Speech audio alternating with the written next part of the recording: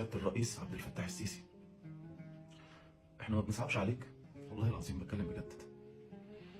احنا ما بنصعبش عليك. يعني مثلا انت مثلا لما بتاكل اكله حلوه يا رب، ربنا يزيدك من صحه وسعاده وتفرح بعيالك وعيال عيالك يا رب. لما بتيجي تاكل لقمه حلوه مثلا، ما بتفكرش الناس عايشه ازاي ونايمين ازاي وبياكلوا ايه. والله بجد، يعني انت مثلا وانت بتحط مثلا حته لحمه مثلا وبتقعد تقول للطباخ مثلا هي النهارده انت عامل لنا مثلا كندوز ولا لحمه ضاني. والله يا ريس انا دخلت في 4 سنين اقسم بالله ما دخل لحمه في بيتي غير من الراجل اللي انا شغال عنده الله يكرمه. لما بيذبح بيديني حته لحمه، ده ربنا يكرمه يا رب. انا دخلت في 4 سنين او اكتر ما جبتش حته لحمه يا ريس. حضرتك بقى مفيش مره بدل ما بنتنكد كل ما بنصحى من النوم يوم الجمعه، مفيش مره مثلا نصحى بقى نلاقي حاجه تسعدنا مثلا تفرحنا.